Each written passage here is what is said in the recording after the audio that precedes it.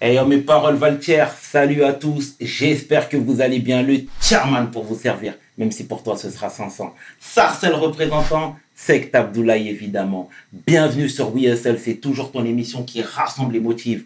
Au fil des émissions, nous recevrons différentes personnalités qui viendront s'asseoir à ma table, nous parler de leurs échecs, mais surtout de leurs réussites. Alors Igo, take a seat, non? PDG, mi negro, no eres la obera negra. Let's get it! We hustle, baby.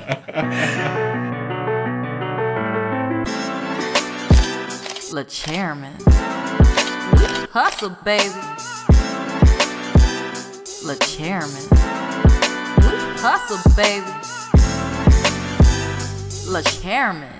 De retour sur WeSL. Et aujourd'hui, je suis réellement honoré de recevoir un philanthrope, mais surtout un homme de cœur, celui que l'on nomme Moussa Ibn Yacoub. Take a seat, Ego. C'est trop d'honneur. Comment tu vas, mon frère? Super, au top du top. Ça va? Super. Ça va bien. Cette forte chaleur?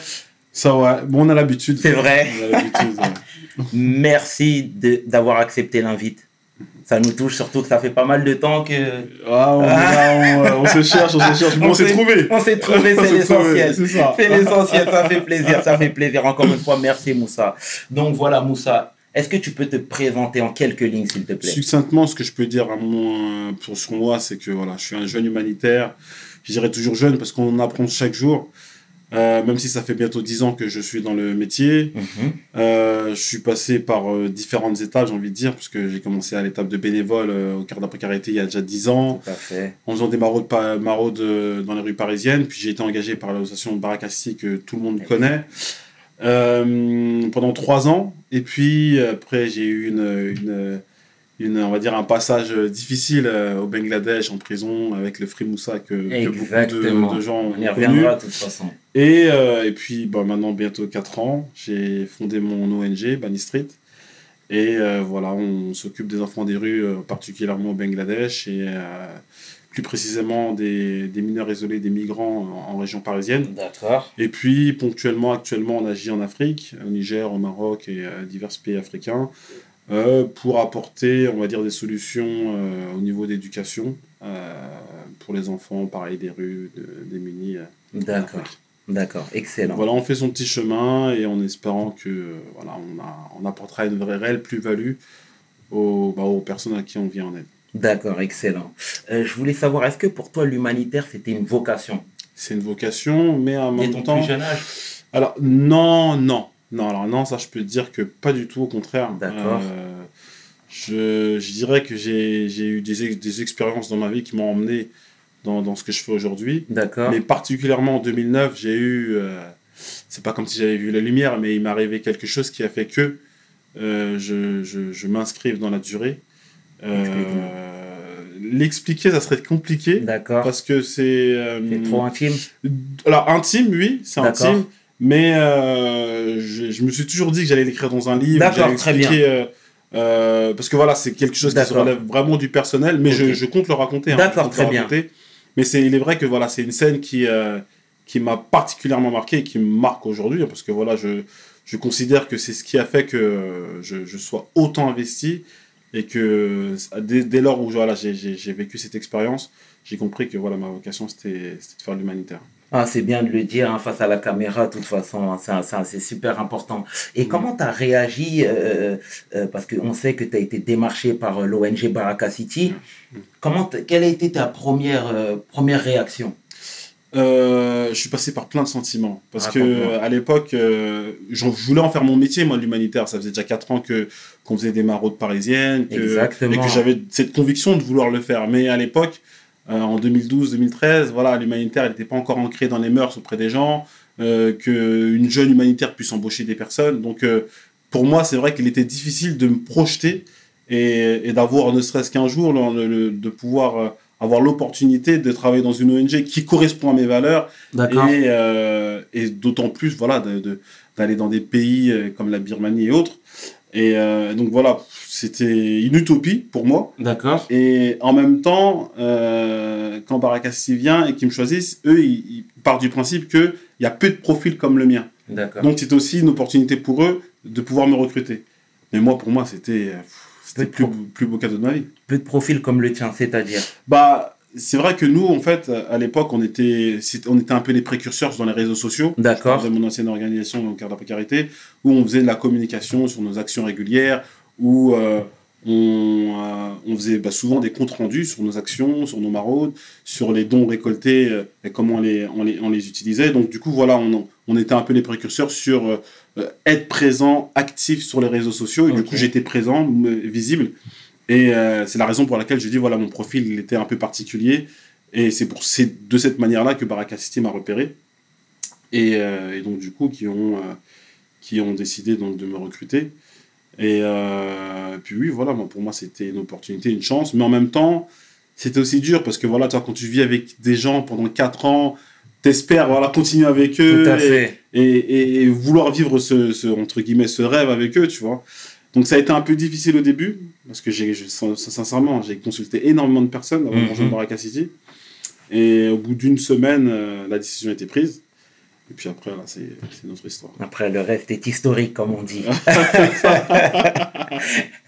Et comment se définissaient tes interventions dans les différents pays? On commence par le premier, la Birmanie. C'est là où tout commence. Et c'est là où ça se termine toujours pas. Et c'est ça qui est intéressant, j'ai envie de dire, dans mon histoire. Et ce que j'ai envie de laisser comme empreinte aux gens, c'est qu'un combat, quand tu le mènes, il faut le mener jusqu'au bout. Exactement. Dès lors où il n'est toujours pas fini, il faut aller au bout de son combat. Et beaucoup aujourd'hui, et même je sais, je l'entends, je le vois, je le lis, oui, mais pourquoi Moussa il va en Birmanie? Pourquoi c'est un Africain? Pourquoi il va pas en Afrique? Pourquoi il va pas avec les Africains? Moi, j'ai commencé un combat et je considère qu'il n'est toujours pas terminé. Je ne vois pas pourquoi je vais abandonner les personnes qui m'ont fait confiance, qui ont cru en moi, qui m'ont vu, que j'étais l'un des premiers à arriver dans ce pays-là. Et donc, parce que voilà, maintenant, aujourd'hui, je suis plus connu, j'ai une meilleure visibilité, Tout à fait. Je vais devoir me servir de cette visibilité pour aider les miens. Non, effectivement, j'aide les miens. Ça, certes, je ne le dis pas, je l'écris pas sur tous les toits, mais voilà, la chose principale, c'est que j'ai mené un combat en Birmanie en 2013, et c'est là où tout commence, parce que moi, quand j'arrive en Birmanie, en 2013, déjà, on prend d'énormes risques. Au péril de nos vies, de tout ce que tu peux imaginer. C'est une junte militaire qui est au pouvoir. On est en 2013, la junte elle n'est toujours pas dissoute.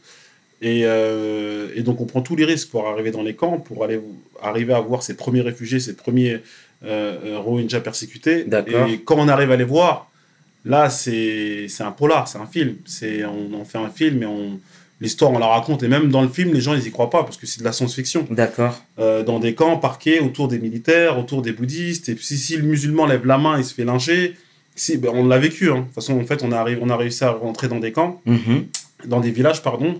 Et on a réussi à avoir un guide qui nous expliquait comment ils vivaient donc dans ces villages entourés de militaires, entourés de bouddhistes. Et que, voilà, comme tout le monde le sait, comme ils ont été déchus de leur nationalité depuis 1982, ils n'ont pas le droit d'aller à l'école, ils n'ont pas le droit d'aller d'un village à un autre, ils n'ont pas le droit d'aller au magasin. Donc, ils vivent entre eux, entre guillemets, ils essayent de s'en sortir, sans eau, sans puits, sans rien, avec de l'eau qui tarit.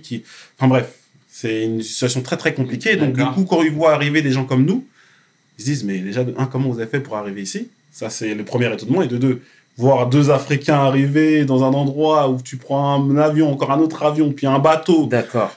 Ils se disent, mais qu'est-ce que vous faites ici?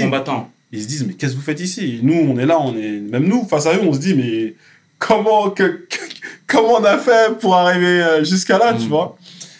Et là, on est face à des hommes qui avaient perdu espoir, qu'ils le retrouvent.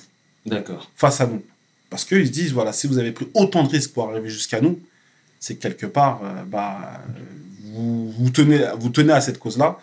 Et d'ailleurs, voilà, nous, quand on a vu voilà, les pleurs, et puis au-delà des pleurs, voilà, on a vu qu'on était une réelle chance et un réel espoir. Et moi-même, sincèrement, quand j'étais de ce premier voyage-là, quand j'étais face à ces hommes, je me suis dit, mais Moussa, tu pourras jamais rien faire pour eux. Tu sais, t'es un petit jeune de quartier, ta première mission humanitaire en Birmanie, c'est bien, c'est beau, tu vas peut-être pouvoir faire des beaux discours quand tu vas rentrer en France, mais ça va pas aller bien loin. Ça va s'arrêter là. Oui, effectivement, on a connu une force dans les réseaux sociaux à un certain moment, mais à cette époque-là, on était encore pas assez... C'était pas la puissance de Baraka City. Et très impuissant face à toutes ces injustices. Et c'est là où tu commences à prendre le combat personnellement. Ok. Tu te dis, bon, voilà, tu es face à des hommes qui clairement vivent une injustice. Et deuxièmement, tu te dis, mais là, on peut toujours se dire, il y aura peut-être quelqu'un d'autre, il y aura peut-être un autre média, il y aura peut-être une autre ONG qui est plus forte, qui a plus de fonds, de moyens de pouvoir intervenir. D'accord. Mais là, tu te dis, il n'y a personne. Il n'y a personne. C'est pas tu te dis, c'est que tu le vois, tu le constates, tu le vis. Donc, qu'est-ce que tu fais? Tu retournes en France. Donc, je retourne en France, je vois, je parle, on fait des conférences, mais il n'y a rien. D'accord. Donc, on fait un deuxième voyage, on revient, on fait des conférences, il n'y a rien. Donc, moi, ce qu'il faut savoir, c'est qu'à travers cet engagement, j'ai été amené à aller en Angleterre, j'ai été amené à aller à Washington, j'ai été amené en Malaisie pour voir toutes les organisations humanitaires de défense des droits de l'homme pour évoquer ce sujet-là. Et ce qui est marrant un peu, c'est que tout était d'accord pour dire, oui, effectivement, c'est l'une des minorités les plus persécutées au monde. Mais voilà, c'est un fait, on ne peut rien faire. Comment ça, on ne peut rien faire? Je ne comprends pas. C'est que c'est l'une des plus grandes organisations des droits de l'homme, tu le dis, tu l'approuves, mais aujourd'hui, on est là, on regarde et on est là juste pour se dire, oui, écoute, c'est comme ça, et on peut pas faire autrement. Et c'est là où je me dis, tu vois, ça prend encore plus son sens, mon engagement. Parce que je me dis, attends, t'as tout le monde qui est là, qui le dit, mais il n'y a personne qui concrètement, qui lève le doigt et qui va vraiment faire le pas pour faire quelque chose pour cette communauté. Ok. Et donc voilà, donc de fil en aiguille, de voyage en voyage, d'engagement en engagement, je me dis non, cette cause-là, il faut aller plus loin. Donc voilà, donc j'en ai fait au total plus de 10 voyages en Birmanie. Et le 10e, j'ai enchaîné après avec le Bangladesh et c'est là où je suis allé en prison. D'accord. Mais il n'y a pas eu cette réticence dès le départ parce qu'effectivement, c'était une zone qui était totalement méconnue. En fait, si tu veux, pour être honnête avec toi, moi, je les ai découverts à travers ton histoire, à travers ton parcours. Mais je ne le connaissais pas. Et je pense que c'était plusieurs personnes partagent mon propos. Est-ce que ce n'est pas une petite victoire déjà pour toi? C'est une grande victoire. Ok. Il y en a beaucoup qui m'ont dit, c'est bon, Moussa, vous avez gagné, arrêtez-vous. Mais c'est comme si je disais à ça, oui, c'est bon, Assad a gagné. Aujourd'hui, la République est à genoux, entre guillemets, dans cette histoire. Quand le président t'invite ou... non, la victoire, elle sera réellement gagnée quand ces personnes auront récupéré leurs droits. Assad aura réellement gagné, même si elle ne pourra pas gagner parce que son frère est mort. Mais que quand justice sera faite, et là, quelque part, oui, je peux dire que c'est une victoire parce que ce que je cherchais à l'époque, donc c'est faire entendre cette voix, ce peuple qui est persécuté, que déjà de un, que ça soit plus uniquement les organisations humanitaires en parlent, mais que ça soit l'opinion publique puisse s'exprimer et puisse avoir son opinion et aussi faire partie de ce combat.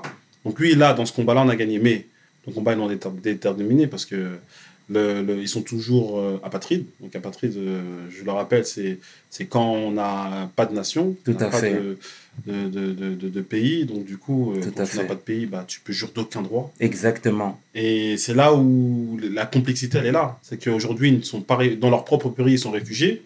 Et quand ils vont à l'étranger, ils ne peuvent même pas être réfugiés.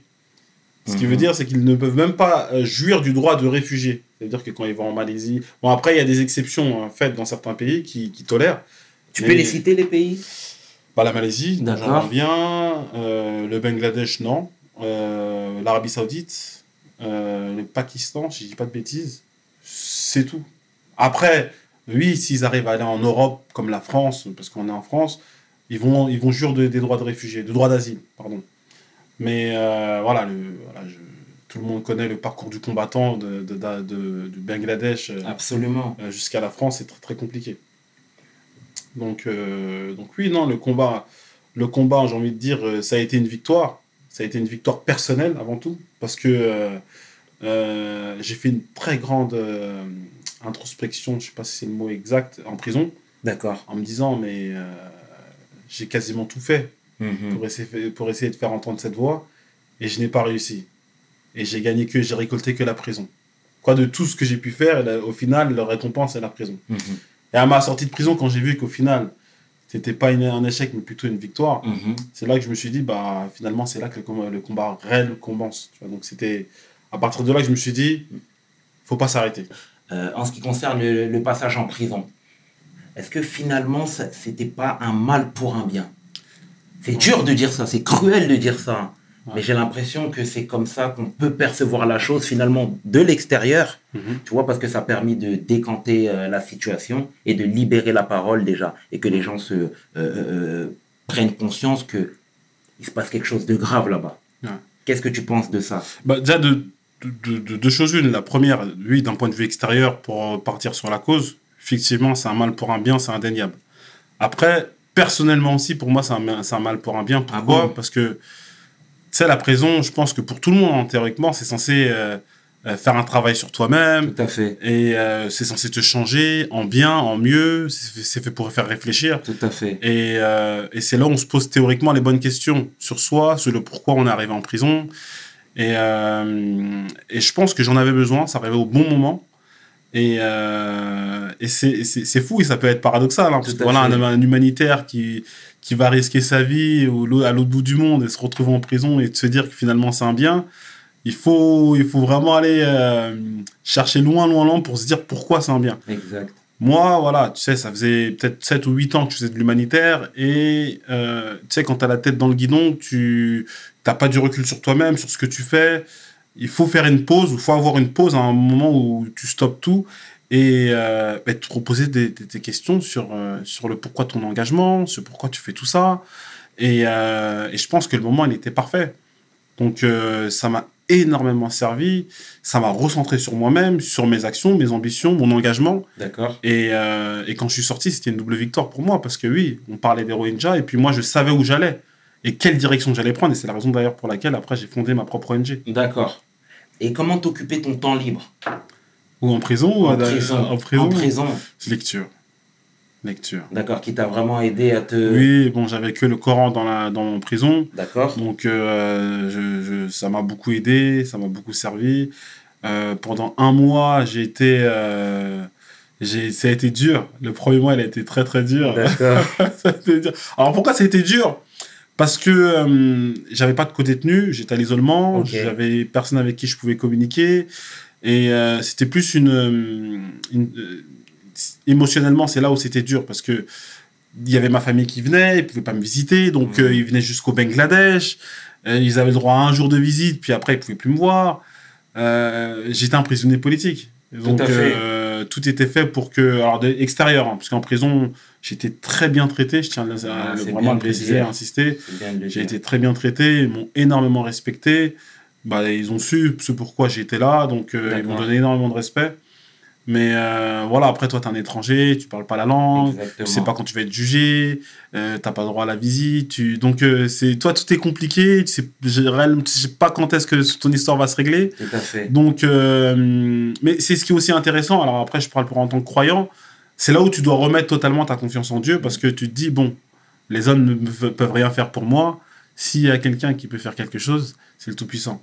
Et à partir de là, ta foi, elle ne peut que augmenter. Dans le bon sens. Ça veut dire que soit ta foi, elle augmente et tu te mets toute ta confiance en Dieu, soit ta foi baisse parce que tu te dis, attends, je suis un humanitaire, je risque ma vie, je m'en retourne en prison, Dieu m'a abandonné.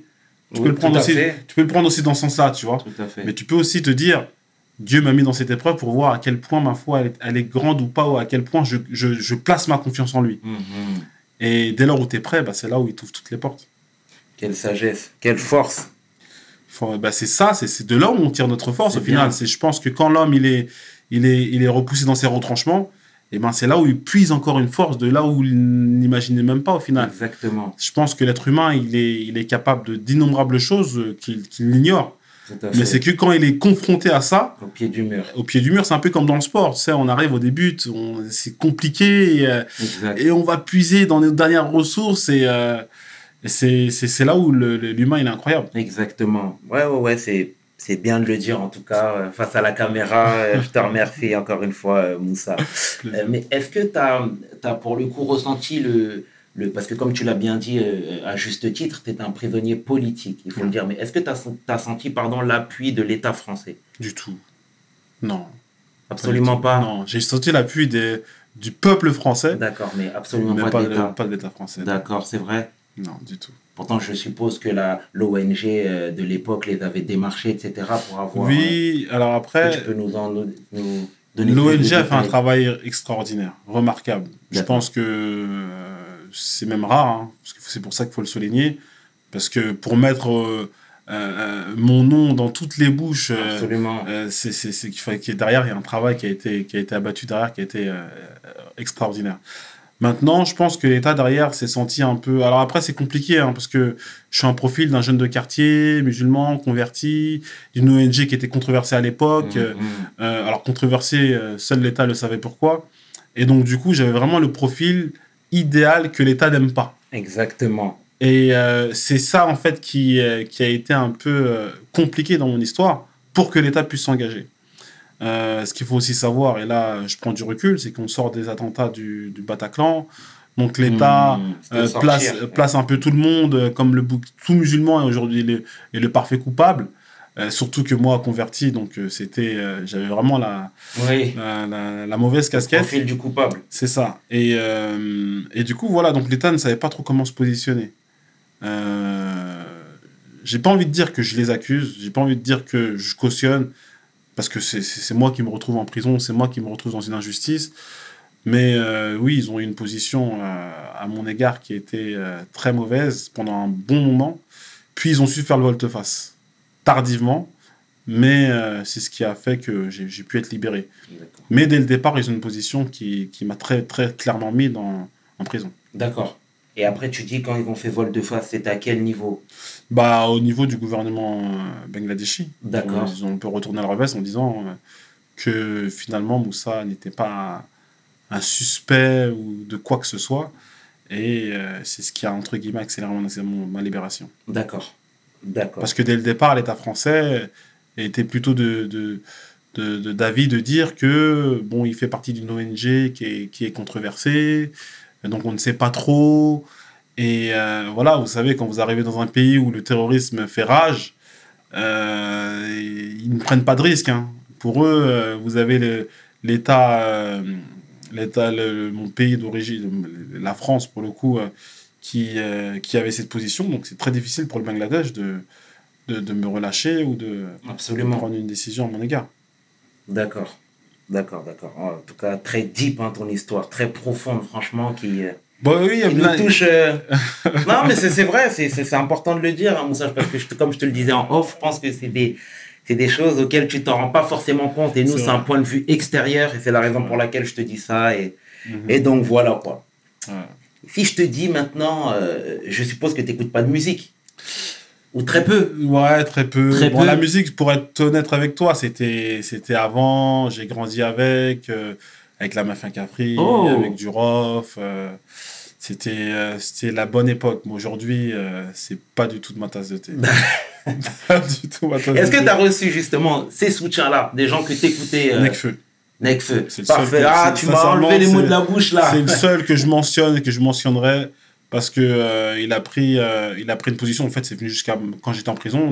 L'ambassadeur est venu me voir au parloir pour me dire qu'au Victoire de la musique, il y a Nekfeu qui s'est mobilisé pour toi. Donc, ça m'a marqué. En fait, c'est marrant l'histoire. Hein, c'est marrant parce que dis-moi. Moi, je suis en prison à l'isolement. Et donc, il y a l'ambassadeur, le numéro 2 de l'ambassade qui vient me voir, me visiter en prison. Et qui vient tout excité en me disant « Oui, j'ai une nouvelle extraordinaire à t'annoncer. » Moi, je pensais que j'allais être libre, que c'était dans une semaine que tout s'était réglé et tout. Et il me dit « Non, c'est Nekfeu. Il a parlé au Victoire de la musique, de ton cas et tout. Il a dit oui, prenez Marine Le Pen et libérez Moussa. » J'ai dit « Ah ouais, waouh !» Et moi, je connaissais Nekfeu, mais... Ouais, mais sans plus. Sans plus. Bon, c'était passé. J'ai pas écouté ses musiques quand j'étais jeune, tu vois. Mais je savais qu'il avait une grosse cote, tu vois. Absolument. Auprès du public français. Et quand j'ai appris ça en prison, ça m'a fait... Je savais qu'il y avait une mobilisation, je l'avais su au départ. Mais quand j'ai vu ça, quand j'ai entendu ça plutôt, je me suis dit, là, il se passe réellement quelque chose. Parce qu'après, ce qu'il faut savoir, tout était abstrait pour moi. Je suis en prison, je suis à l'isolement, on me dit qu'il y a une mobilisation. Mais concrètement, je ne l'ai jamais ressenti. Alors, l'ambassadeur vient de me dire, oui, il y a une mobilisation, il y a des centaines de milliers de personnes qui sont derrière toi, mais concrètement... Tu sais, j'étais pas derrière mon téléphone ou en France pour concrètement comprendre à quelle ampleur Absolument. était cette mobilisation. Et là, oui, pour le coup, quand on me dit Nekfeu, victoire de la musique direct, Marine Le Pen, je dis ouais, là, il se passe un truc. Tu savais qu'il y avait un bel impact là, Ouais. pour le coup, que le mouvement commençait à prendre. Oui, effectivement, on voyait de toute manière toutes les campagnes Free Moussa, etc. Mais c'est vrai que Nekfeu était vraiment actif. Et on a vu que par la suite, vous vous êtes rencontrés. 3 ans après. 3 ans après. Non. C'était dans quelles circonstances? Nekfeu, c'est quelqu'un qui est dur à avoir, parce que c'est quelqu'un de très discret, que je respecte énormément. Et après, Nekfeu, c'est quelqu'un de particulier, hein, parce que il est hors des réseaux sociaux, il est hors des caméras, de tout ça. Donc du coup, c'est compliqué. C'est compliqué à le contacter, à l'avoir. Moi, j'ai toujours essayé. Dès que je suis rentré en France, j'ai cherché à l'avoir. Après, c'est vrai que moi aussi, j'ai été coupé en fait du monde quand je suis rentré, donc c'est pour ça que ça a mis beaucoup de temps, parce que moi, après, directement, je me suis relancé dans mes actions humanitaires. Et puis après, quand ça s'est tassé, qu'on a ouvert notre centre en région parisienne pour les migrants, pour les MENA, c'est là où on a commencé à inviter pas mal d'artistes. Et je me suis dit, pourquoi pas Nekfeu? Je me suis dit, c'est l'artiste qu'il faut inviter, parce que ça allait prendre un sens pour moi et en même temps pour les jeunes. Donc, je suis rentré en contact avec Dooms, son acolyte de toujours. Et c'est là où on a commencé à avoir les premiers contacts ensemble. Et il m'a invité à un concert qu'il a fait pour les migrants avec le BAM, si je ne dis pas de bêtises, BAAM. D'accord. Qui s'occupe des migrants, des papiers et tout ça. Donc il m'a invité au concert, et dans ce concert-là, il y avait Rimka qui était invité, il y avait Oxmo Puccini qui était invité, Youssoufa, enfin bref, c'est un concert que Nekfeu... Un beau plateau. Où Nekfeu a réuni pas mal d'artistes. D'accord. Et donc du coup, j'étais invité. Et pour l'anecdote, c'est que c'était un peu bizarre, hein, parce qu'il y avait le côté des artistes, où ils avaient leur place, tout ça. Et donc Nekfeu était là, avec les artistes, trucs, et il y avait la sécurité. Et donc moi, j'attendais de l'autre côté. J'attendais de l'autre côté que Nekfeu sorte, pour que je puisse le parler et tout. Oui. Et je me dis, purée, est-ce qu'il va me reconnaître? Comment je fais? Je suis naturel, je lui parle. Je savais pas trop quoi faire. Il y avait la sécurité, je voulais pas leur dire oui, c'est Moussa. Je savais pas trop quoi faire. Et du coup, c'est son tour d'aller sur la scène, de chanter. Donc du coup, la sécurité s'ouvre, il sort et me voit. Oh, c'est toi Moussa. Il me prend dans ses bras et tout. Je dis, mais truc de ouf. Donc c'est lui qui est venu vers moi, c'est lui qui m'a reconnu, il m'a pris dans ses bras, il était content de me voir, plus que moi. J'ai dit, mais c'est incroyable. C'est incroyable. Il voulait même pas aller chanter, les gardes du corps disaient, faut aller que tu chantes. Il dit, attends, là, je suis avec Moussa, là. Moussa, attends 2 minutes. Et il a dit, écoute, je finis de chanter, je reviens ici, on se pose et on va parler. Il a fini de chanter, il est revenu, il a snobé tous les fans, tout le monde. Pour venir te voir. Pour venir me voir, on est resté 1h30. Ok. Jusqu'à minuit ou je ne sais trop quelle heure. Et à partir de là, notre relation, elle a réellement commencé. Et vous vous êtes plus quittés jusqu'aujourd'hui. Voilà. D'accord. Moi, c'est très beau, en tout cas. C'est très beau. Je tiens à le préciser, je raconte cette histoire, bien que même si je sais qu'il est très discret, mais c'est la raison pour laquelle je suis avec lui. Ça, c'est quelqu'un de vrai, sincère, naturel, et qui ne triche pas. Et voilà, cette première rencontre avec lui, tu vois, elle a été moi-même, tu vois, j'apprenais énormément. Mais il a su, c'est lui-même qui m'a surpris. D'accord. Tu vois, donc, c'est souvent avec les artistes, je dis pas qu'ils nous prennent de haut, mais voilà, ils sont dans un personnage d'artiste. C'est bien de le dire. Ils sont dans un personnage d'artiste, et je le comprends. Hein. Mais lui, c'est pas du tout ça. C'est, je suis l'anti-star, je suis l'homme avant tout. Et ça prenait tout son sens. Tu vois. J'ai compris au final pourquoi il s'était mobilisé pour moi dans cette première rencontre. D'accord. Quelqu'un de vrai qui voulait comprendre concrètement, un peu comme les questions qu'on se pose. Absolument. Pourquoi tu es parti au Bangladesh? Pourquoi tu fais ci, ça, comment? Et une fois qu'il avait tout compris, il a dit, moi aussi j'ai compris pourquoi je me suis mobilisé pour toi. Et là je me suis dit, ah ouais, lui on s'est compris. Et là j'ai vu également que vous avez mené une action ensemble au Marrakech. Au Maroc. Oui, au Maroc, pardon, à Marrakech. Alors ça c'est circonstance. C'était pas du tout prévu. En fait, il est venu, pour l'anecdote, c'est quoi? C'est qu'il est venu donc, nous visiter dans notre centre. D'accord. Et puis après, voilà, on a voulu rester en contact et tout, voir si on pouvait mener des actions ensemble. Et moi, c'était prévu dans mon planning que j'allais au Maroc la semaine d'après. Okay. Et lui, il m'a dit, bah écoute, j'y vais dans 3 jours. Et il m'a dit, oui, bah écoute, j'aimerais bien aller voir l'action que tu fais et tout au Maroc et tout. Et je lui avais donné, entre guillemets, le planning. Et il m'a dit, mais ça serait bien que tu viennes et comme ça, on le fasse ensemble, tu vois. Et du coup, moi, j'ai avancé mon voyage qui était la semaine d'après, je l'ai allongé de 3 jours. Et on s'est retrouvés ensemble sur place. D'accord. Mais ça s'est fait naturellement. Naturellement. Sans pas de, voilà, c'est pas, oui, voilà, on va ensemble, on fait un truc. Non, pas du tout. C'est lui, il devait aller pour un truc, rien à voir. Moi, je devais aller la semaine d'après, j'ai rapproché mon voyage. On s'est retrouvés ensemble sur place. D'accord, bon, bah, c'est excellent alors. Et quelle a été la portée justement de Nekfeu dans ces actions-là? Est-ce que là-bas, les gens le connaissent? Alors, je vais revenir d'abord en France. C'est beau, pourquoi? Parce que nous, déjà, de un, si on invite des artistes, avant tout, c'est uniquement pour envoyer un message aux jeunes en leur disant regardez d'où ils viennent, ce qu'ils ont parcouru, où ils sont aujourd'hui. Tout à fait. Et c'est important pour moi d'avoir des personnes comme Nekfeu qui sont un peu l'anti-star, un peu ce qu'on nous prend, ce qu'on nous vend à la télé, dans les médias. C'est de dire écoute, moi j'ai eu un parcours, je suis peut-être une star, mais tu vois, je suis pas dans les réseaux, je suis pas là à m'afficher, je suis pas là à vendre une fausse vie, tu vois, une fake vie. D'accord. Et ça donne un message d'espoir aux jeunes, bien que voilà, nos jeunes ne vont pas devenir des artistes, des rappeurs ou autres, mais on veut leur apporter des parcours différents de réussite pour leur montrer que voilà, malgré vos parcours migratoires, beaucoup ont souffert pour arriver là où ils sont. C'est pas parce que tu les vois aujourd'hui briller qu'ils n'ont pas souffert aussi hier. Et donc voilà, donc c'est la raison pour laquelle on les invite. Maintenant, pour revenir à Nekfeu et l'impact qu'il a eu, il est intéressant parce que, comme je te l'ai dit, il n'est pas dans les médias. Le fait est qu'il soit venu chez nous et accepter de parler, de communiquer, faire un interview, ça a eu un impact énorme. C'est moi, on a repris mes stories, on a fait des articles sur Internet, il est parti sur énormément de médias. Donc déjà, sur la sphère médiatique, ça a eu un impact. Sur les jeunes, ça a eu également un impact. Pour revenir sur le Maroc, c'est après Nekfeu, et c'est là où c'est intéressant, et je reviens aussi sur moi, c'est que c'est pas quelqu'un qui veut faire le bien, il le fait il le fait pour lui-même. Il le fait pas pour dire, oui, voilà, regardez, j'ai fait une action à Marrakech. Et on aurait pu communiquer dessus, ça aurait pas dérangé, parce que ça aurait donné de la lumière à Bani Street. Mais avant tout, moi, je respecte l'homme, donc s'il veut faire une action pour lui, qui va lui faire du bien, j'ai pas besoin de la mettre sur les réseaux et de dire, voilà, Nekfeu est à Marrakech avec moi, on aide les enfants des rues.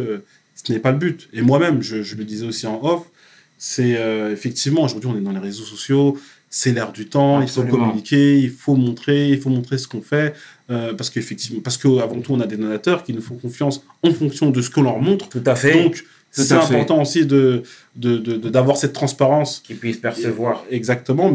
Mais aussi, il faut aussi être dans ce juste milieu, de ne pas trop montrer, de ne pas être dans un regard, dans m'as-tu vu, parce que non seulement, moi, je considère qu'on est des exemples dans ce métier, et les gens vont reproduire tout simplement ce que nous faisons. Absolument. Donc, si on montre le mauvais exemple, derrière, il ne faudra pas qu'on soit étonné que derrière nos petits frères prennent le même exemple. Donc, oui, il faut montrer, mais dans la juste mesure, dans un juste milieu. Parce que voilà, avant tout, moi, je pense que le bien, c'est le faire pour soi-même, mais avant tout discrètement. Absolument. Pour ne pas mépriser et dénigrer les personnes que nous aidons. Tout à fait. Et puis, avant tout, moi, je considère que le bien, c'est se rendre humble. On ne peut pas, entre guillemets, prôner, entre guillemets, un humanitaire qui est censé nous rendre humbles et s'enorgueillir dans les réseaux sociaux en disant, regardez ce que je fais, je suis allé dans tel pays, j'ai des telles communautés, j'ai tant de dons, j'ai tant d'écoles ou autre. Non, pour moi, ça allait à l'encontre de nos valeurs et de ce qu'on fait, de ce qu'on prône. Donc, c'est une limite qui est difficile à maintenir parce que voilà, les réseaux sociaux, c'est toujours dans la surenchère. Les gens, en général, voilà, tellement tu leur as montré la même chose, ils en ont marre, ils veulent un truc encore au-dessus, plus de vidéos, plus d'écoles, plus de pauvreté, plus de choc. Et donc, c'est difficile d'être dans cette limite où on est dans un juste milieu. Donc, c'est très compliqué. C'est parfaitement vrai et je rejoins ton propos, parenthèse fermée. Est-ce que tu acceptes, ou du moins c'est une casquette qui est facile à endosser, si je te dis que tu es l'emblème des opprimés? Non, je ne peux pas accepter ça. Je n'accepterai jamais parce que, tu vois, je le dis là, je venais de le dire, c'est que nous, on communique parce que moi, ça fait 10 ans que je communique, c'est une solution qui marche.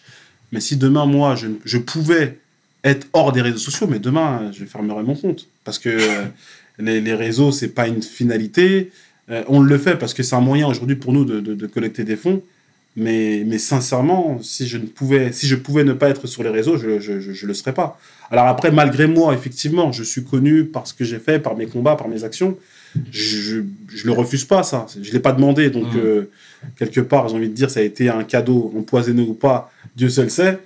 Mais j'accepte, c'est la responsabilité. Maintenant, d'avoir cet emblème, c'est pas quelque chose que je recherche, que je veux. Et aussi aujourd'hui, de par mes actions, j'inspire des gens, j'en suis fier et j'en suis content. Mais je ne vais pas être le porte-parole de quoi que ce soit ou le porte-parole d'Hero Ninja. Ce n'est pas ma vocation, ce n'est pas ce que je recherche. Nous, avant tout, on cherche à bien évidemment inspirer les gens. Il y a encore très peu d'actions, bien qu'on voit énormément d'actions prises sur les réseaux sociaux. Mais pour nous, c'est encore très minime. Mais voilà, si aujourd'hui encore je reste sur les réseaux sociaux, c'est avant tout pour ça. C'est pour inspirer les gens, nos petits frères, parce que voilà, ils ont du rap, ils ont ci, ils ont ça. Il faut aussi qu'ils aient ce type d'action, de vocation, ces rappels. Tout à fait. Et ça parle de plus en plus à beaucoup de personnes, filles comme garçons. Et alors après, voilà, comme je dis à beaucoup de personnes, moi je dis pas que voilà, demain prends ton sac, va en Birmanie et va dans les camps de réfugiés pour aider les pauvres. Mais voilà, si ça peut te permettre de réfléchir, ne serait-ce que sur toi-même, tu vois, sur comment tu vis, sur même comment on mange, c'est déjà, pour moi, c'est déjà une victoire. Mais il y a une part, et aujourd'hui, si tu veux, les gens parlent plus librement. Et tu as permis de... Il y a vraiment un décomplexe à ce niveau-là. J'ai vu notamment Omar Sy se rendre justement dans des camps de Rohingya. Tu as pu le rencontrer? Je l'ai rencontré à l'aéroport, oui, au Bangladesh. Ok. Par accident ou bien non? Si, non, c'était prévu. D'accord. C'était prévu qu'on se rencontre. Tu peux nous parler de ce moment-là? Oui, on devait se rencontrer. Alors après, comme lui, il vit aux États-Unis, donc son voyage au Bangladesh a été très court. Il était avec DJ Snake, William. Et du coup, donc moi, je venais. Donc on s'est croisés à l'aéroport pendant une petite heure. Et on a longuement échangé. Et déjà, la première chose qu'il m'a dit, c'est qu'effectivement, un peu comme toi, c'est qu'il a découvert cette cause à travers mon emprisonnement. Tout à fait. Donc, c'est là où on peut dire que c'est une petite victoire. Parce que derrière, ça a permis à des gens comme Omar Sy et bien d'autres de connaître et de s'engager. D'autres sont engagés de différentes manières. Mais lui est venu personnellement sur le terrain, donc il a pris de son temps. Et c'est aussi prendre un risque, quelque part. Tu sais, parfois, s'engager dans certaines causes, ça peut nous fermer les portes. Donc, lui, il n'a pas hésité, il est venu, il est allé sur le terrain. Et donc, ça a permis qu'on fasse un échange. Et ce que j'ai trouvé intéressant, c'est que beaucoup sont dans la parole, il y en a, ils sont dans l'action. Absolument. Donc, il a su monter une action avec la Love Army, avec Jérôme Jarre. Absolument. Avec d'autres influenceurs, aller sur le terrain. Et donc, je trouve ça bien. D'accord, qui a permis de récolter des fonds. J'ai vu qu'il t'avait demandé quelques billes, parce qu'ils connaissaient finalement, c'était presque un terrain inconnu pour eux. Est-ce que tu peux, ou c'est un peu trop personnel? Non, alors en fait, la Love Army, bon, pour pas trop m'attarder dessus, c'est une action qui a été menée par Jérôme Jarre. Alors, Love Army, il l'a fait au Bangladesh, mais il l'avait fait dans des pays comme la Somalie, si j'ai pas envie de dire de bêtises. Donc, c'est une continuité d'action coup de poing en fait, qu'ils lançaient sur les réseaux sociaux. Et donc, ils ont terminé par le Bangladesh avec une levée de fonds. Ce qu'il faut savoir, c'est que oui, effectivement, ils ne connaissaient pas trop le terrain. Donc, moi, j'étais un peu l'homme qui connaît le terrain, donc un peu un guide pour eux, pour savoir qui est dans les camps, pourquoi les camps, qu'est-ce qui se passe. Bon, ils avaient une connaissance du terrain. Je ne suis pas arrivé en leur faisant un cours d'histoire. Ils connaissaient le terrain, mais j'étais plus un peu dans la formalité. D'accord. Voilà, les autorisations, c'est comme si, faut travailler avec telle ONG, voilà les priorités, tout ça. Donc, j'étais plus un peu dans cette position-là. Donc oui, voilà. Donc, parce qu'après, moi aussi, j'ai mes actions aussi sur place. Donc, ça a été un échange de bons procédés, on va dire. D'accord. D'accord, bah c'est excellent, que... Et finalement, ça rejoint ce que je te disais précédemment, à savoir que tu as permis de faire connaître cette cause. C'est ça. Donc voilà, est-ce que tu peux nous toucher également 2 mots sur ton ONG maintenant, Banni Street? Parce que finalement, on n'en a pas parlé. Dis-nous tout. Oui, alors Banni Street, en fait, tout est lié. Hein. Tout est lié, parce que Banni Street, ça démarre donc après la prison. Ça démarre après la prison, donc dès que je sors de prison, c'est une longue histoire, je veux vraiment être court. Hein. Ça démarre après la prison, je suis resté 5 mois donc, en attendant mon jugement, quand je t'ai expliqué que la France fait la volte-face pour dire que finalement Moussa n'est plus suspecté de quoi que ce soit. Donc pendant ces 5 mois, moi je suis un peu confiné dans une prison à ciel ouvert au Bangladesh. D'accord. Et pendant ce temps-là, moi je suis dans les rues de Cox's Bazar au Bangladesh à essayer de trouver une occupation. Absolument. Et cette occupation, je la trouve avec les enfants des rues sur place. Un étranger avec des étrangers pour les locaux.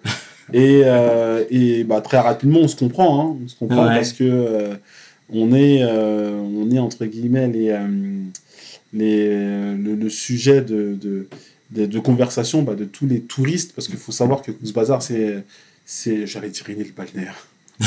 C'est un coin touristique parce qu'il y a la plage la plus grande du monde. Elle se trouve à Cox's Bazar. D'accord. Et c'était assez marrant parce que tous les soirs, moi j'allais au restaurant chaque soir avec les enfants pour leur donner de la nourriture. Et en fait, l'histoire, c'est que avant de rentrer en France, je me suis dit, Moussa, tu ne peux pas rentrer en France sans faire quelque chose de concret pour ces enfants. Pourquoi ? Parce que ils sont restés 5 mois avec toi. C'est limite, je m'étais servi d'eux pour passer mon temps. Sans eux, je serais resté à l'hôtel pendant 5 mois et je n'aurais eu aucune compagnie. Donc, j'avais ce devoir de faire quelque chose pour eux. Et en fait, c'est de là est né Banni Street parce que je me suis dit, vas-y, on va créer quelque chose pour ces enfants qui m'ont aidé et m'ont soutenu pendant 5 mois. Et après, je pourrais retourner en France. Donc, j'ai trouvé une ONG locale qui m'a trouvé un bâtiment. Très rapidement, on a fait une levée de fonds sur les réseaux sociaux. À travers cette levée de fonds, on a rénové tout le bâtiment et je suis rentré en France. Et Banni veut dire enfant en langue arabe. Banni veut dire enfant en langue arabe. C'est ça. Banni Adam. Absolument. Koulou ibn Adam. Donc nous sommes tous les enfants d'Adam. Tout à fait. Et eux, c'est les Banni Street. C'est les enfants des rues. Très bien. Est-ce que toutes tes actions, Moussa, sont compatibles avec une vie de famille, une vie perso ? C'est une bonne question que tu poses. Parce que aujourd'hui, tu es actif, tu bouges beaucoup. Ouais. Tu parcours le globe. Ouais. Qu'est-ce que tu as à dire ? C'est une bonne question, mais moi je pense qu'avant tout, bien évidemment, le train de vie que je mène aujourd'hui serait difficile à lier avec une vie de famille. Maintenant, moi aujourd'hui, j'ai cette liberté parce que je suis toujours pas engagé avec quelqu'un, donc c'est ce qui me permet de pouvoir partir de longs moments à l'étranger. Mais après, oui, il faut être responsable. Aujourd'hui, je le suis avec les personnes auxquelles j'aide. Mais demain, voilà, si demain je serai engagé, j'aurai d'autres responsabilités. Donc, il faudra, comme je le dis depuis le début, être dans le juste milieu, autant dans mes actions que dans ma vie familiale. D'accord. Donc là, en gros, tu donnes tout parce que tu sais que tu es célibataire. Je donne tout parce que c'est une responsabilité avant tout. Et comme je l'ai dit depuis le départ, c'est que c'est des causes qui me prennent jusqu'au trip. Tout à fait. Donc, c'est la raison pour laquelle je donne tout. Et puis j'ai envie de dire aussi, ce n'est pas parce que demain, je serai avec quelqu'un que je vais peut-être arrêter. Je n'ai pas envie de prédire l'avenir. Hein, tu vois, je ne sais pas. Mais il est vrai que, voilà, aujourd'hui, je suis totalement investi. Peut-être que je le serai aussi demain, peut-être pas. Je ne sais pas, il faut voir. D'accord. Et Moussa, je voulais savoir quel est le modèle économique de Banni Street, parce qu'aujourd'hui, c'est un travail à part entière. C'est vrai. Et je voulais avoir quelques billes là-dessus. Beaucoup de campagnes, comme je l'ai dit depuis le début, nous, notre force, c'est un peu les réseaux sociaux. C'est là où on arrive à collecter le maximum de fonds à travers nos campagnes humanitaires. Et donc, nous, principalement, c'est des dons privés. Donc, on ne reçoit aucune subvention de l'État ou d'un organisme ou autre. Et donc, à travers nos campagnes, on essaie de collecter un maximum de donateurs qui vont soutenir nos actions mensuellement. Okay. Ça veut dire qu'ils vont devenir, entre guillemets, ambassadeurs de nos causes. Parce qu'en fait, ambassadeur aujourd'hui, c'est soutenir, on va dire, toutes les causes de Bani Street. Pas une cause, par exemple, je ne veux pas soutenir le projet au Bangladesh ou le projet en France ou le projet en Afrique. C'est toutes les causes réunies. Et puis, ça part de parfois, il y a des gens qui donnent mensuellement 1 euro, 2 euros, jusqu'à 50, 100, ça dépend bien évidemment des moyens de chacun. Et donc, on a commencé à lancer cette campagne en 2017. Aujourd'hui, on est en 2020. Donc, graduellement, on arrive à collecter de plus en plus de donateurs. En général, c'est pendant les périodes du Ramadan où on arrive à collecter le maximum de personnes parce que c'est là où les gens se sentent plus investis ou veulent faire plus de dons. Donc, voici le modèle économique qui fonctionne bien. Aujourd'hui, on peut, comme je le disais en off, on a commencé où on n'avait qu'un seul projet au Bangladesh où voilà, c'était un peu difficile de suivre mensuellement le projet là-bas. Et aujourd'hui, voilà, on est là-bas, on est en France avec notre accueil de jour pour les migrants, on est en Afrique, on est au Niger, on est au Maroc. Et aujourd'hui, on a, j'ai envie de dire, la chance, si je peux dire la chance, mais plutôt la baraka, c'est que voilà, si demain on veut faire un projet, on va pas aller faire une campagne humanitaire sur Internet parce qu'on a ces ambassadeurs qui nous soutiennent. C'est ce qui nous permet aujourd'hui de financer ou de monter un projet avec notre équipe. On se concerte et on monte un projet. Demain, si j'ai envie de faire une école en Afrique, je vais en Afrique et on monte l'école. Et ça, c'est une fierté aujourd'hui de pouvoir le dire et de le faire parce que voilà, on sait d'où l'on vient. Et c'est aussi pour ça que c'est important de garder ses principes, ses valeurs et de ne pas aller courir derrière les subventions qui vont te cloisonner dans certaines choses où tu ne pourras pas avoir la liberté de faire ce que tu veux. Aujourd'hui, on a un centre pour migrants où on fait ce qu'on veut, on les oriente comme on veut. Et d'ailleurs, je reviens d'un week-end où voilà, nous-mêmes, on a décidé, on veut aller en week-end, on veut partir. C'est nous qui décidons. Et voilà, donc ça, c'est aujourd'hui une très grande fierté de pouvoir vraiment faire ce que nous voulons. Et donc, on espère voilà, aller très loin. En tout cas, on a de belles ambitions. Et on espère, voilà, après, avant tout, nous, on travaille pour ces personnes-là, tu vois, parce qu'on trouve que c'est des causes qui méritent d'être soutenues. Quand je parle des migrants, on en a très peu parlé, mais voilà, ils ont un parcours migratoire qui est terrible. Et les voir arriver ici en France avec une force, je me dis, mais c'est les premières personnes que nous devons aider. Alors après, oui, on peut débattre sur mille et une choses, sur pourquoi ils partent, ils ne devraient pas partir, et ci et ça. Maintenant, il est ici, il est là. Je pense qu'après tout ce parcours migratoire, parfois, il y en a, ils ont mis des années avant d'arriver en France.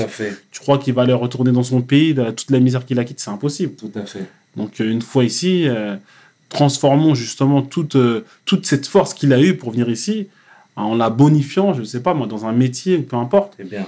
Et puis, crois-moi, ces personnes-là, c'est de un, pour moi, c'est les plus courageux du monde. Mais c'est eux qui, demain, font, par exemple, des métiers comme la boulangerie que... Il y en a aujourd'hui, tu entends plein de monde dire oui, il n'y a pas de taf en France. Bizarrement, moi, quand j'en cherche pour ces jeunes-là, j'en trouve tout le temps.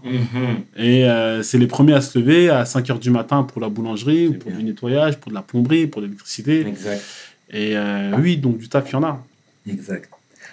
En tout cas, l'émission touche à sa fin. Moussa Yatou, je te remercie. Mais j'en ai une dernière. Tu es originaire du Cameroun. C'est ça. Est-ce qu'il y a des projets futurs au Cameroun? C'est une bonne question. On me dit souvent, et souvent ma mère me dit, non pas ma mère, mais c'est mon beau-père qui me dit, oui, il faut aller au Cameroun, si et ça. Moi, je le dis, et pour l'Afrique de manière générale, parce que je suis aussi énormément investi pour l'Afrique. Là, actuellement, on a des projets au Mali, on a des projets au Niger, mais pour revenir pour le Cameroun et mon pays, moi, j'y vais si j'ai un projet fiable. De un, qui m'est présenté, et de deux, nous, on n'agit pas à l'aveugle. Je ne veux pas aller au Cameroun parce que je suis Camerounais. Je vais au Cameroun s'il y a un projet qui me correspond, qui correspond à nos valeurs, à ce qu'on fait, parce que nous, aujourd'hui, on vise les jeunes, l'éducation, on construit des écoles. Donc oui, si demain, moi, j'ai un terrain qui est intéressant, si j'ai des personnes fiables sur le terrain avec lesquelles on pourra faire un bon relais, parce que l'humanitaire, c'est pas facile. En général, quand on voit l'humanitaire, c'est des projets ponctuels. Tout à fait. Nous, ce n'est pas des projets ponctuels que nous menons. C'est des projets sur le long terme qui demandent énormément d'investissement, qui demandent des personnes fiables. parce que c'est des sommes d'argent que nous allons envoyer pour construire, des sommes d'argent qui ils vont servir au fonds de roulement. Donc si je n'ai pas des personnes qui sont compétentes pour ça, je ne vais pas aller pour faire plaisir à mes corréligionnaires ou à ma famille, non. Tout à fait. J'ai avant tout des donateurs qui nous font confiance par le travail et le sérieux que nous menons. Je ne vais pas aller dans l'émotionnel et de la patrie ou je ne sais trop quoi. Non, bien sûr que j'aimerais énormément faire un projet au Cameroun ou ailleurs d'ailleurs. Mais on marche sur des principes et sur une règle et sur des règles. Et si elles ne sont pas respectées, je ne vais pas outrepasser ces règles-là pour faire plaisir à des personnes. En tout cas, c'est bien de le dire de manière très claire. Moussa, encore une fois, je tiens, et au nom de toute l'équipe de We Hustle, nous tenons à te remercier. C'est moi qui vous remercie. D'être venu. Même si c'était pas facile de te je suis obligé de le dire. Mais on va se tenir que ça. Je suis venu. T'es venu. En tout cas, et je fais pas de médias, hein. Franchement, regarde sur Internet. Hein. Dieu seul sait que j'ai été invité. J'ai mon gars, après, bon, je sais pas si je peux le citer ou pas. Ne le cite pas. Ne cite pas. J'ai mon gars sûr, oui. Je le citerai pas, mais il va se reconnaître en disant ça. Je fais confiance qu'à lui. C'est que j'ai chez lui que je monte ma tête. Mais voilà, il faut parler parfois. Il faut prendre la parole. C'est ça. Faut pas avoir peur de dire les choses. Mais... Encore une fois, tu vois, en fait, là où j'ai du mal, c'est qu'on me place dans une position qui me dérange un peu parce que, voilà, parce qu'au début, tu as dit, est-ce que c'est un devoir ou pas? Oui, c'est un devoir d'aider les gens. Mais pour moi, je considère que tout le monde devrait le faire. Alors après, oui, aujourd'hui, on en a fait notre métier. C'est une vocation d'une vie. C'est mon parcours à moi qui est certes atypique, mais je trouve pas extraordinaire ce qu'on fait. Tu vois, le fait d'aider son prochain... ça devrait être donné à tout le monde. Demain, regarde, en venant ici, je devais arriver à 11h, je suis arrivé à 12h30 parce qu'il y a quelqu'un qui était sur la route qui faisait un malaise. C'est vrai. Naturellement. On est dans un monde qui est individualiste, donc forcément de voir des parcours qui paraissent naturels pour toi, du moins des comportements qui paraissent naturels pour toi, sont aujourd'hui exceptionnels, j'ai envie de te dire. Mais donc voilà, je tiens à le souligner. En te remerciant une nouvelle fois. C'était le chairman, aussi connu sous le nom de 500. Mais ça, je pense que tu le sais déjà avec le frère Moussa Ibn Yacoub. Merci à tous. Mes paroles valent cher. À bientôt. Peace. And love. We hustle, baby.